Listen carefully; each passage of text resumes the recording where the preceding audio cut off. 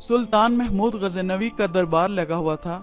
दरबार में हजारों अफराद शरीक थे, जिनमें औलिया, कुतुब और अब्दाल भी थे।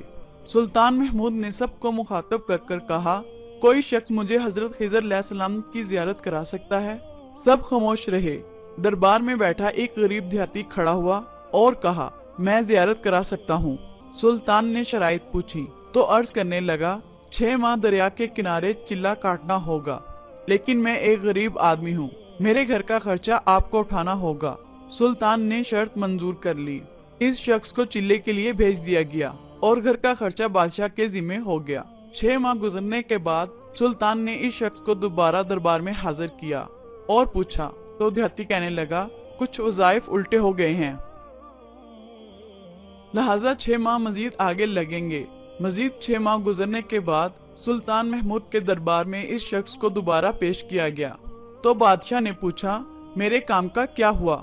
ये बात सुनकर देहाती बोला, बादशाह सलामत, कहा मैं गुनाहगार और कहा हजरत खिज़र अलैहिस्सलाम, मैंने आपसे झूठ बोला, मेरे घर का खर्चा पूरा नहीं हो रहा था, बच्चे भूख से मर रहे थे, इसलिए ऐसा करने पर मजबूर हो गया। सुल्तान ने अपने एक वजीर को खड़ा किया और पूछा, इस शख्स की सजा क्या है? वजीर ने कहा, इसने बादशाह के साथ झूठ बोला है, लिहाजा इसका गला काट दिया जाएगा। दरबार में एक नूरानी चेहरे वाले बुजुर्ग भी तशरीफ फरमा थे। कहने लगे, बादशाह सलामत, इस वजीर ने बिल्कुल ठीक कहा।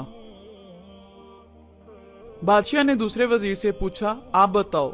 इसने कहा, इसने बादशाह के साथ फ्रॉड किया है, इसका गला काटने की बजाय इसको कुत्तों के आगे डाला जाए ताकि जलील होकर मरे, ताकि मरने में कुछ वक्त तो लगे। दरबार में बैठे इस नूरानी चेहरे वाले बुजुर्ग ने कहा, बादशाह सलामत, ये वजीर भी बिल्कुल ठीक कह रहा है। सुल्तान महमूद गजनवी ने अपने गुलाम एजाज से पूछा, तुम क्या कहते हो? इसने कहा, बादशाह सलामत, आपकी बादशाही से 1 साल एक गरीब के बच्चे पलते रहे और आपके खजाने में कोई कमी नहीं आई और ना ही इस झूठ से आपकी शान में कोई फर्क पड़ा। अगर मेरी बात माने तो इसे माफ कर दें, अगर इसे कत्ल कर दिया तो इसके बच्चे भूख से मर जाएंगे। सुल्तान महमूद गजनवी ने इस बाबा जी को बुलाया और पूछा, आपने हर एक वजीर को दुरुस्त कहा, इसकी वजह मुझे समझाई जाए।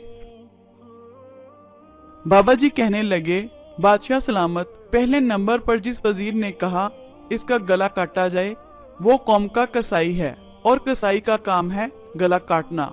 इसने अपना खानदानी रंग दिखाया, गलती इसकी नहीं आपकी है, आपने इस कसाई को वजीर बना लिया।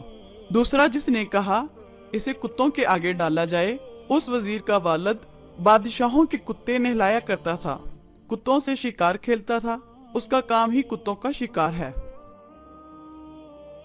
तो इसने अपने खानदान का तारुफ कराया।